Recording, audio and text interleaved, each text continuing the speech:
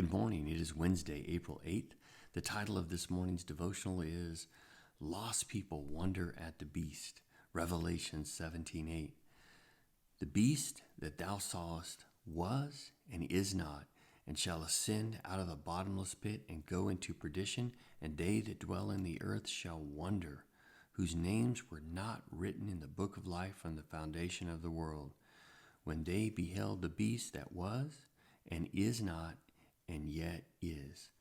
We see that this verse here starts and ends with the same kind of address. It says, the beast that thou sawest was and is not, and it ends with was, is not, and yet is. This seems to contrast with what we know about the Lord, who was and is and yet to come. So here we see that the Lord is ever present and ever active, and yet this beast, he has no future. The pit that he comes out of, eventually all of that's going to be cast into the lake of fire, and so his end is destruction. This bottomless pit, this is very interesting. It almost echoes back to Luke chapter 8, verse 31.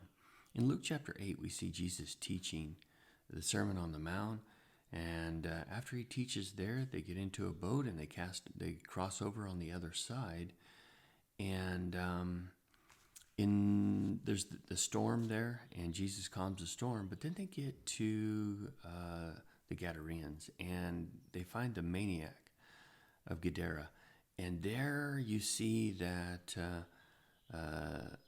this legion of demons, they do not want to be cast into the deep or the abyss, the same word that is used here. They'd rather be cast into a herd of swine and drowned in the sea than thrown into this place. They were terrified of this torment. And this is what accompanies those whose names are not written in the Lamb's Book of Life. Those people, we find, they wonder at the beast. They wonder at the beast. So the lost people are going to be absolutely astounded by this beast. Have you noticed today that many people are spectators? They sit and they watch. They're not actively engaged in life. When Jesus came, he came to set men free, that they might be released from their chains, so they're not in bondage anymore, in captivity, but they are released. They are gifted and empowered to do the work of God.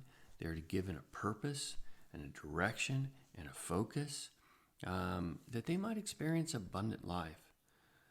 Today we see that many people are crippled in fear, and fear seems to have held them captive, and they're hunkering down at this point.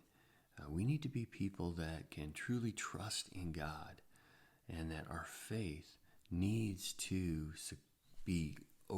overtake the fear. And we have to be people that are people that can see the author of life, trust in him, and move forward in that. So I want to encourage you during this time that we ought to people that ought not just sit and gaze and be spectators, but be actively involved in life. And you say, how do you do that in this situation when we're supposed to be isolated? Well, obviously, if you're looking at this video, somehow I'm reaching you with this video.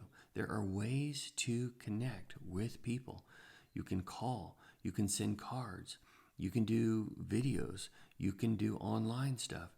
Still be actively involved in sending the message. I just want to encourage you to keep looking up. You are more than conquerors. You're on the winning side. What we've seen here is we've seen those that are headed towards destruction, headed towards the pit, the abyss. That's not you if you're a child of God. If you don't know the Lord Jesus Christ, your direction can change, and it can change today if you'll cry out to the Lord. Keep looking up. God bless you. Tune in tonight on Zoom, and we'll have some exciting things to look at. God bless.